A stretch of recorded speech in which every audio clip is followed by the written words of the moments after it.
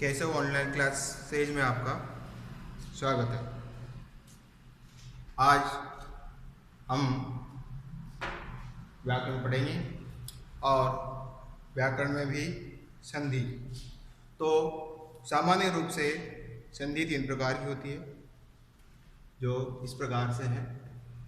तो संधि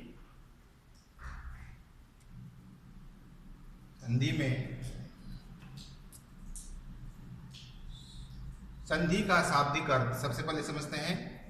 संधि का शाब्दिक अर्थ, संधि का शाब्दिक अर्थ है मेल। मेल या जोड़। अब संधि के परिप्रेक्ष्य में वर्णों या स्वरों का जो परस्पर मेल होता है और उससे जो परिवर्तन होता है वह संधि कहलाती है। तो संधि की परिभाषा देखते हैं। सबसे पहले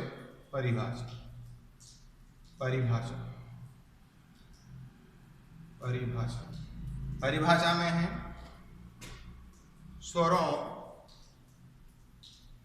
या व्यंजनों के मेल से उत्पन्न होने वाले परिवर्तन को संधि कहा जाता है। संधि कहा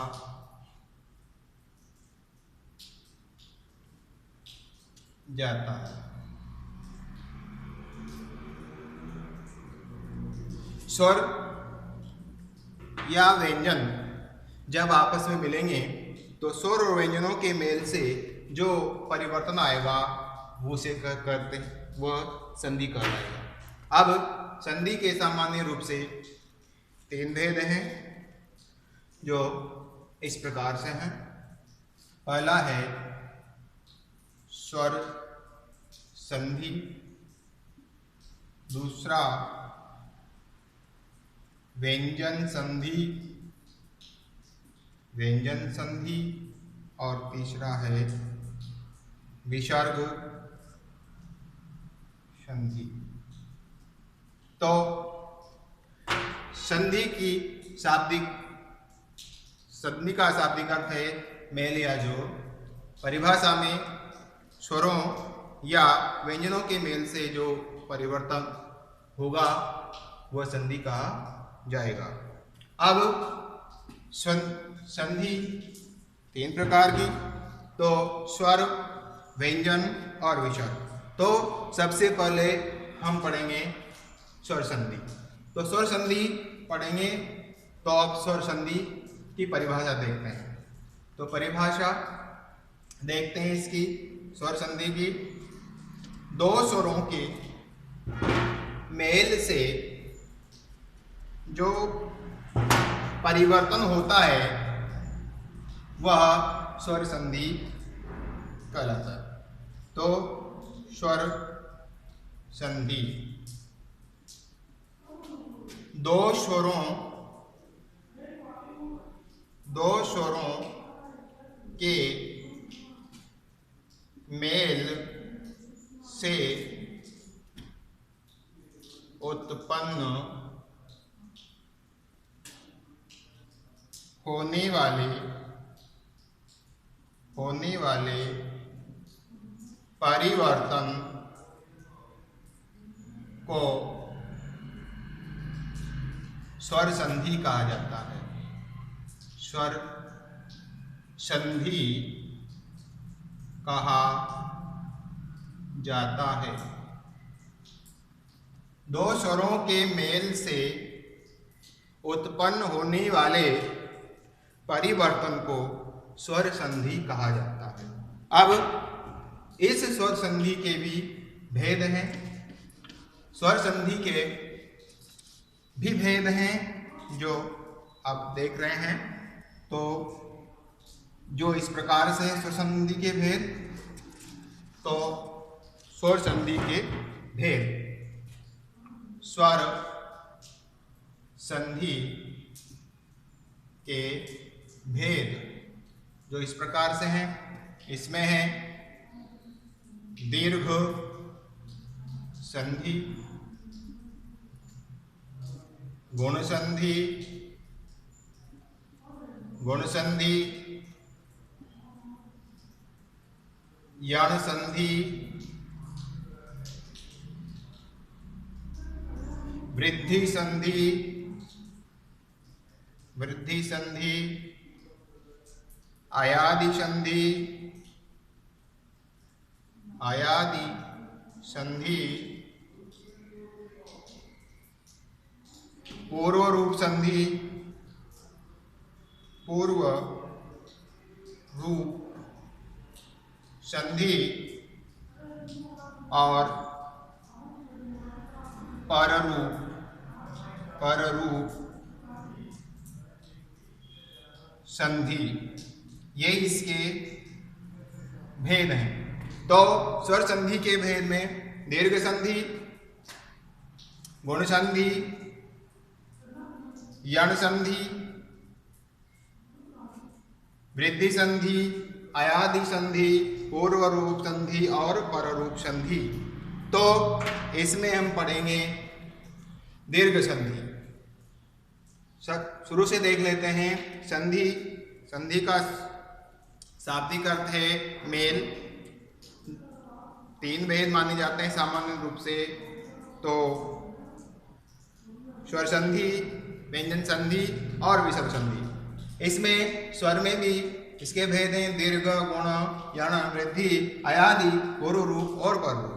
तो अब हम पढ़ेंगे इसमें दीर्घ संधि। तो दीर्घ संधि में एक सूत्र मिलता है जो इस प्रकार से है। सूत्र है, सूत्र अकः सवर्णे दीर्घः, अकः सवर्णे दीर्घः, अकः सवर्णे दीर्घः। अब इसको समझते हैं। इसमें नियम है, तो नियम में ऐसे देखते हैं। पहला नियम, जब अ या आ के बाद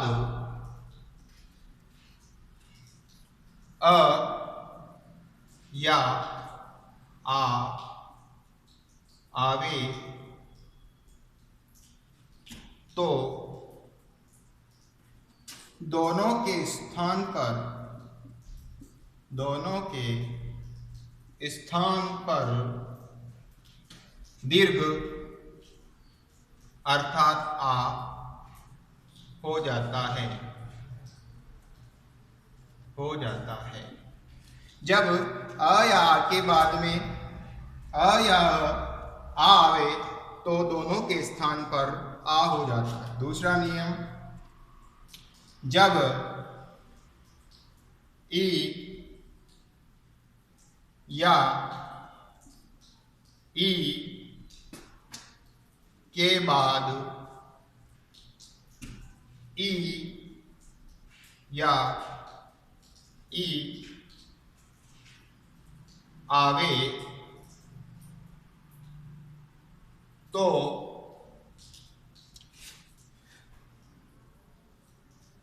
दोनों के स्थान पर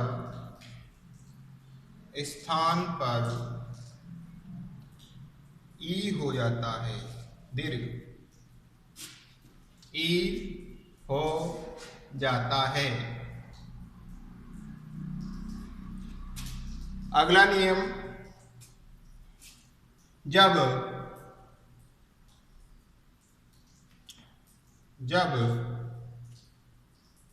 ऊ या ऊ के बाद ऊ या ऊ आवे तो दोनों के स्थान पर ऊ यानी दीर्घ हो जाता है। अगला नियम, जब री या री के बाद में री या री आवे तो दोनों के स्थान पर री हो जाता है। जब री या री के बाद री या री आवे तो दोनों के स्थान पर री हो जाता है। इसको दोबारा सुनेंगे। जब अ या आ के बाद में अ या आ आवे तो दोनों के स्थान पर दीर्घ यानी आ हो जाता है। जब ई या ई के बाद में ई या ई आवे तो दोनों के स्थान पर ई हो जाता है। जब ऊ या ऊ के बाद में ऊ या ऊ आवे तो दोनों के स्थान पर दीर्घ ऊ हो जाता है। और जब री या री के बाद में री या री आवे तो दोनों के स्थान पर री हो जाता है। अब उदाहरण देखेंगे। उदाहरण में सबसे पहले है विद्यालय। उदाहरण में सबसे पहले विद्यालय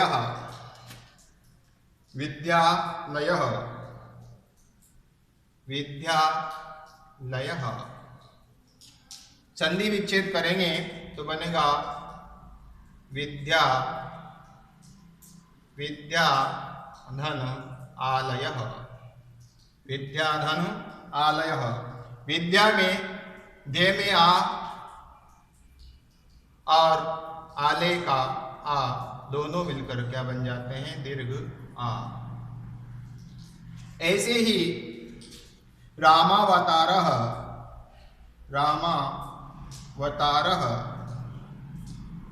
इसका संधि विच्छेद करेंगे तो बनेगा राम धन अवतारः। राम धन अवतारः। राम के म में स्वर है अ और अवतार का अस्वर, दोनों मिलकर के बनेंगे दीर्घ आ। अगला रत्नाकरः। रत्नाकरः, इसमें संधि विच्छेद करेंगे तो रत्न धन आकरः। रत्न धन आकरः। रत्न में न में अ और आ में आकर का आ दोनों बराबर हो गए आ। इसी प्रकार से भोजनालय, भोजनधनालय आदि बनेंगे। अब अगला उदाहरण लिखते हैं। अगले उदाहरण में गिरीशः। अगले उदाहरण में गिरीशः गिरीशः गिरीशः श्रीशः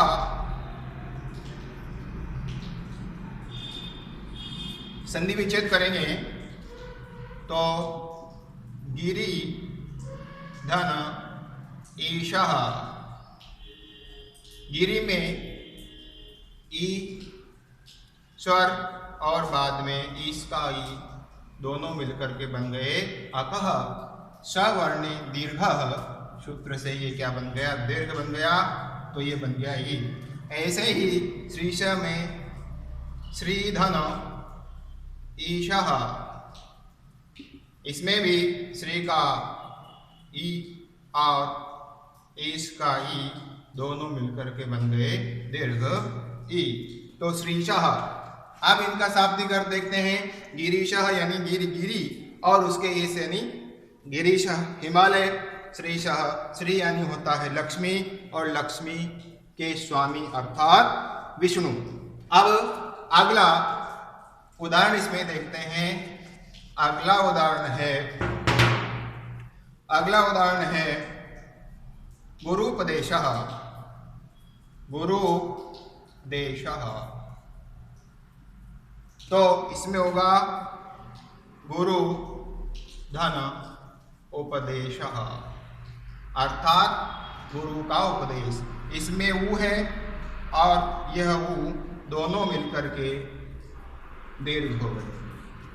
ऐसे ही भानुदयः, ऐसे ही भानुदयः, भानुदयः, इसका संधि विच्छेद करेंगे तो संधि विच्छेद होगा भानु धन उदयः, अर्थात सूर्य का उदय होना। इसमें है ऊ और इसमें भी ऊ, ये बन गया ऊ। ऐसे ही आगे उदाहरण देखते हैं। आगे उदाहरण में है पितृणम। आगे उदाहरण में है पितृणम, मातृणम, मातृणम।